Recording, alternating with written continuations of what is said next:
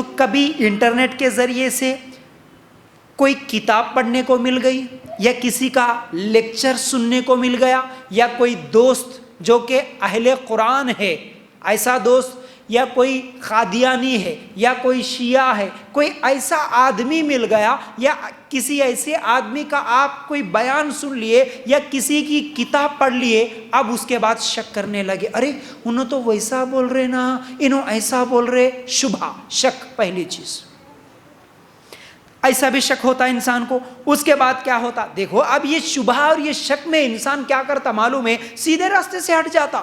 جیسا کہ ایک بے نمازی تھا، سنو آسان مثالیں دے کے اس بات کو سمجھا رہا ہوں، حالانکہ انتہائی اہم چیز ہے، اگر آپ کو بات سمجھ میں آ جائے تو، نہیں تو پھر بڑا مشکل ہے، اللہ کے لیے غور کرنا۔ کیا ہے یہ باتیں سمجھنا ہر مسلمان کے لیے ضروری ہے، ہر مسلمان کو اس کا علم ہونا۔ دیکھیے شبہ آیا، اب یہ شبہ کی وجہ سے کیسا انسان پھسل جاتا۔ ایک بے نمازی تھا، نماز نہیں پڑھتا تھا، لیکن اچانک اس کے دل میں خیال آیا، کوئی ذریعہ بن گیا، وہ نماز پڑھنا شروع کر دیا۔ اب نماز پڑھنا شروع کرنے کے بعد اب وہ مسجد کو گیا، مرد ہوا تو یا عورت ہے تو گھر میں نماز پڑھ رہی ہے، جیسے بھی اس کے نماز پڑھتے وقت کوئی دیکھ لیے، کوئی رشتہ داروں میں چلے گئے یا کہیں پر بھی، اب اس کو بولے کہ دیکھو جی نماز ایسے نہیں پڑھنا، یہ نماز کا طریقہ صحیح نہیں ہے، نماز کا صحیح طریقہ یہ ہے۔ اب اس کے دل میں کیا ہوا، شبہ، شک۔ بہت سارے لوگ ہم کو بھی آ کے سوال کرتے، کیا جی مولوی صاحب یہ مسجد میں گئے تو یہ لوگ بول رہے ایسی نماز پڑھنا، وہ مسجد میں گئے تو وہ لوگ بول رہے ایسی نماز پڑھنا، یہ لوگ بول رہے یہ سیدھا راستہ، وہ لوگ بول رہے وہ سیدھا راستہ، یہ نماز صحیح، وہ عید صحیح، یہ غلط، وہ غلط، یہ کیا ہے؟ میں جب تک بے دین تھا، دین میں نہیں آیا تھا، میری اپنی زندگی میں مست تھا، لیکن جیسے ہی میں دین کی طرف آیا، سدھر گیا، سیدھے راستے پہ چلنے کا ارادہ کرا، لوگ سب بول رہے کہ یہ صحیح ہے، غلط، اس سے بہتر ہے یہاں ہاتھ بننا، یہاں ہاتھ بننا، اس سے بہتر ہے کہ ہاتھ بننا ہی چھوڑ دوں گا، نماز ہی چھوڑ دیے تو بے فکر بول کے نمازوں سے دور۔ شک، شبہ، کیا کرنا سمجھ میں نہیں آ رہا۔ اللہ کے لیے غور کرنا۔ کئی سوالات آتے ہیں میرے پاس ایسے، ان لوگوں کو میں جواب دے کے سمجھاتا ہوں، ٹھیک ہے بھائی، ٹھیک ہے، دین کے معاملے میں دین تجھے اتنا آسان ہے نا، مطلب تیرے دل میں دین کی اہمیت نہیں ہے، اس لیے ایک بات بول کے تو چھوڑ دیا، یہ کرنا، یہ نہیں کرنا، یہ صحیح، یہ غلط، یہ سب کہیں کو اس سے بہتر ہے سب چھوڑ دو۔ اچھا دنیاوی معاملے میں ایسا کرتے ہیں؟ دنیاوی معاملے میں بھی ایسا کریں گے؟ اگر کوئی دکان کو جا کے آ کے بولا دیکھو جی فلان دکان میں اچھا کپڑا ملتا، ایک اور دوست بولا نہیں فلان دکان میں اچھا کپڑا ملتا، اور ایک بولا کہ نہیں میں وہاں گیا تھا وہاں اچھا ملتا، یہ سب سننے کے بعد ارے کئی کو جی سب بول رہے یہاں اچھا، وہاں اچھا، وہاں اچھا، اس سے بہتر ہے کپڑے خریدنا ہی چھوڑ دوں گا، کوئی بولا آج تک؟ جی جواب دیجئے، کوئی ایسا بولتے؟ لڑکی کا رشتہ آیا، لڑکے کا رشتہ آیا، اس وقت بولیں گے دیکھو فلاں گھر میں اچھا رشتہ ہے، فلاں گھر میں اچھا رشتہ ہے، فلاں گھر میں اچھا رشتہ ہے، ارے سب بول رہے اچھا رشتہ ہے بول کے، اس سے بہتر ہے شادی کرنا چھوڑ دے، تم کہیں کو ٹینشن، کوئی بولا؟ نہیں بولتے۔ دین کے معاملے میں کیا بولتے؟ کہاں جی انہوں گئے تو یہ صحیح بول رہے، انہوں گئے تو وہ صحیح بول رہے، اس سے بہتر ہے کسی کے پاس نہیں جانا، اپن اجتماعات میں جانا چ نہیں، اجتماعات میں گئے تو یہ کرو وہ کرو، یہ صحیح وہ غلط بول رہے، اس سے بہتر ہے جانا بند کرو، جیسے تھے ویسے رہو۔ تو کیا وہ خوشخبری جو جنت کی ملنے والی ہے ملے گی؟ نہیں ملے گی۔ جنت میں جا سکتے؟ نہیں جا سکتے۔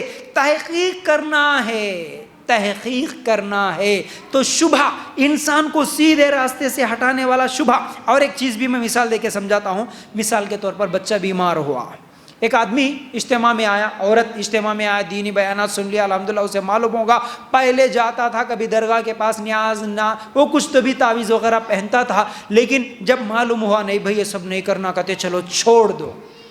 اس کے بعد چھوڑ دیا، شادی ہو گئی، شادی کے بعد کسی کا بچہ بیمار ہوا یا کسی کی اولاد نہیں ہوئی، کیا کرتے؟ پہلے بچہ بیمار ہوا، ڈاکٹر کے پاس لے کے گئے، ڈاکٹر کی دوائی کام نہیں کری، کسی حکیم کے پاس لے کے گئے، وہاں پر بھی کام نہیں ہوا، ہومیوپیتھی گئے، آیورویدک گئے، سب کچھ گئے۔ اس کے بعد ایک دن کوئی نہ کوئی شیطان آ جاتا، آ کے بول دیتا کیا جی تم پہلے سب درگاہوں کے پاس جاتے تھے، آج نہیں جا رہے نا، دیکھو ایک مرتبہ صرف منت مان لو، اس درگاہ کے پاس چلے جاؤ، تمہارا بچہ ٹھیک ہو جائے گا۔